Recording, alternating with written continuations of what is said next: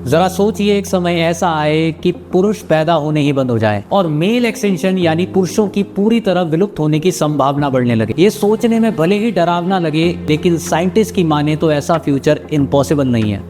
Y chromosome, जो पुरुषों के लिंग निर्धारण यानी कि सेक्स डिटर्मिनेशन के लिए जिम्मेदार हैं, धीरे धीरे गायब हो रहे हैं। इस हाइपोथेसिस के पीछे जो विज्ञान छिपा है वह इंसानियत के भविष्य को लेकर कई चिंताओं को जन्म देता है। क्या हम वाकई उस स्थिति की ओर बढ़ रहे हैं जब पुरुषों का अस्तित्व खत्म हो जाएगा, और अगर ऐसा हुआ तो क्या होगा? आइए जानते हैं। सबसे पहले आपका यह जानना बहुत जरूरी है कि आखिर क्रोमोसोम क्या है। Chromosome are basically thread like structure made of protein and a single molecule of DNA that serve to carry the genomic information from cell to cell.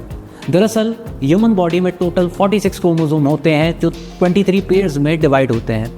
इनमें से 2 क्रोमोसोम, जिनको सेक्स क्रोमोसोम कहा जाता है, that plays a major role in gender determination. महिलाओं में 2 x chromosome होते हैं, जबकि पुरुषों में 1 एक्स और 1 वाई क्रोमोसोम होता है। The Y chromosome contains the gene that makes a person male. Y chromosome पुरुषों के सेक्स डिटर्मिनेशन का एक की कंपोनेंट है। यह वह क्रोमोसोम है जो स्पर्म में मौजूद होता है और जो एग के साथ मिलकर नए जीवन का निर्माण करता है। सीधे सीधे शब्दों में बताएं तो वाई क्रोमोसोम पुरुषों की पॉपुलेशन के लिए कंप्लीटली रिस्पॉन्सिबल है। एक्स एंड वाई क्रोमोसोम के इस कॉम्बिनेशन से एक पुरुष का जन्म होता है, जबकि 2 एक्स क्रोमोसोम के कॉम्बिनेशन से एक महिला का। वाई क्रोमोसोम का सबसे महत्वपूर्ण फंक्शन SRY जीन को होल्ड करना है, जिसे सेक्स डिटरमाइनिंग रीजन Y भी कहते हैं। यही जीन वो की फैक्टर है जो मेल जेंडर को डिटरमाइन करता है।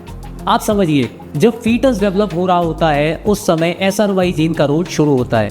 ये जीन टेस्टिस के फॉर्मेशन को ट्रिगर करता है, यानी कि ये टेस्टिस यानी अंडकोश को बनने में मदद करता है। टेस्टिस बनने के बाद ये टेस्टोस्टेरोन नाम का हार्मोन प्रोड्यूस करते हैं।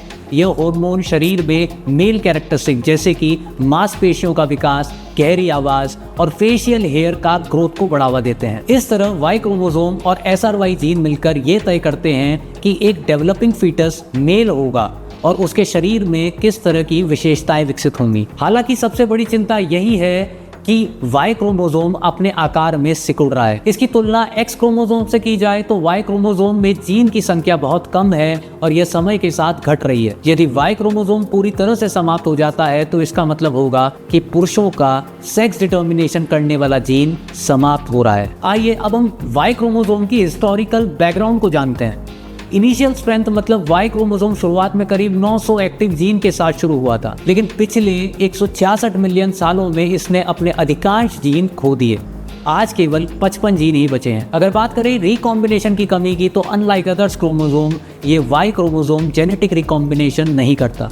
इसका मतलब है कि यह अपने म्यूटेशन को सुधारने में असमर्थ है। यही कारण है कि धीरे धीरे ये जीन गायब होते जा रहे हैं। ये संकट एक बड़ा सवाल खड़ा करता है कि अगर वाई क्रोमोसोम समाप्त हो जाता है तो क्या इंसान बिना पुरुषों के अस्तित्व में रह पाएगा। अगर उदाहरण की बात करें तो कुछ रोडेंट्स जैसे मोर वोल्स और स्पाइनी रैट्स पहले ही अपना वाई क्रोमोसोम खो चुके हैं, फिर भी वह न केवल जीवित हैं बल्कि सक्सेसफुली रिप्रोड्यूस भी कर रहे हैं।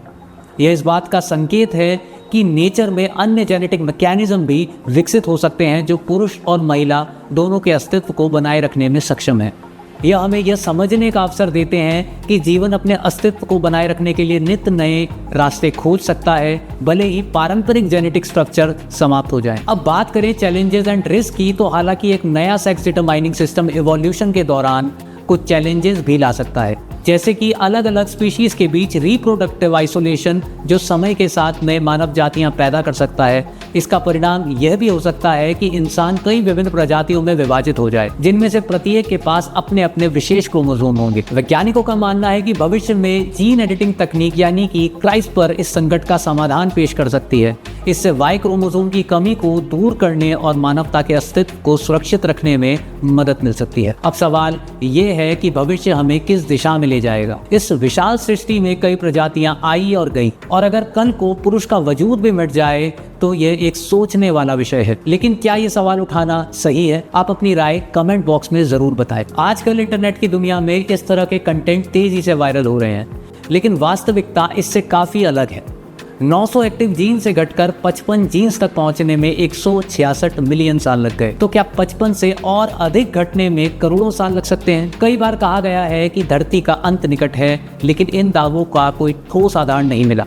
हमें इस पर ज़रूरत से ज़्यादा सोचने के बजाय आज के समय में महज जीने पर ध्यान देना चाहिए। अगर आप भी ऐसा ही सोचते हैं तो हमारे वीडियो को लाइक करें, कमेंट करें, सब्सक्राइब करना ना भूलें।